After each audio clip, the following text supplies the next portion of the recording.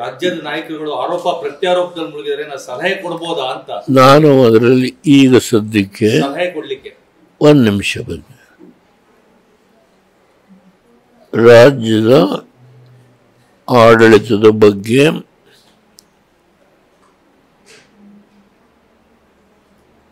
ಪ್ರತಿನಿತ್ಯ ಪತ್ರಿಕೆ ಓದೋನು 65 ವರ್ಷದ ರಾಜಕಾರಣದಲ್ಲಿ ಎಲ್ಲಿ ಯಾವ ರೀತಿ ನಡೀತಾ ಇದೆ ಅನ್ನೋದು ಗಮನಿಸ್ತೇನೆ.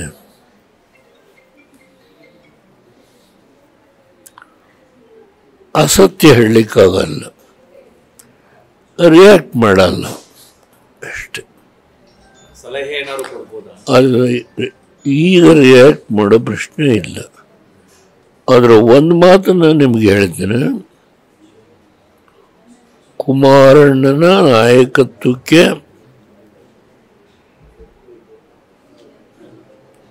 ನನಗೆ ಆ ಭಗವಂತ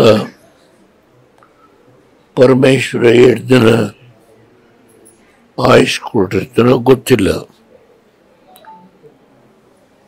ಕಾರಿಂದ ಏನು ಇಬ್ಬರು ಕರ್ಕೊಂಡು ಹೋಗೋ ಇದ್ದೇ ಇದೆ, ಅಥವಾ ವೀಲ್ ಚೇರಲ್ಲಿ ಹೋಗ್ತೀನಿ. ನಾರ್ಮಲಿ ವೀಲ್ ಚೇರ್ ನಾನು ಉಪಯೋಗ ಮಾಡಲ್ಲ. ಇಬ್ಬರು ಹುಡುಗರು ಕರ್ಕೊಂಡಿದ್ದರು. ಮುಂದಿನ ದಿನಗಳಲ್ಲಿ ನಾನು ಪ್ರವಾಸ ಮಾಡ್ತೀನಿ. ಕೆಲಸ ಮಾಡಿದ್ದೇನೆ, ಪ್ರವಾಸ ಮಾಡ್ತೀನಿ. ಅದು ಕುಮಾರಣ್ಣ ಅವರು ಈಗ ನಮ್ಮ ಪಕ್ಷಕ್ಕೆ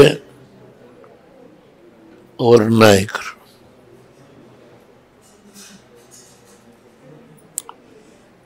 ಅವ್ರಿಗೆ ಶಕ್ತಿ ತುಂಬಬೇಕಾಗುತ್ತೆ.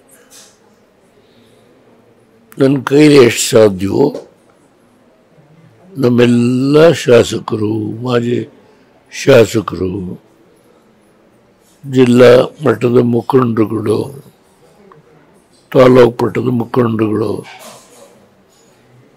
ಹೆಣ್ಣುಮಕ್ಕಳು, ಹೀಗೆ ಎಲ್ಲ ಮುಖಂಡರುಗಳನ್ನು ಕರೆಸಿ ಒಂದು ಸಭೆ ಮಾಡಿ ಆಮೇಲೆ ದೊಡ್ಡ ಪ್ರಮಾಣದ ಒಂದು ಸಭೆ ಮಾಡೋಣ ಅನ್ನೋದು ಹೇಳಿದ್ದಾರೆ.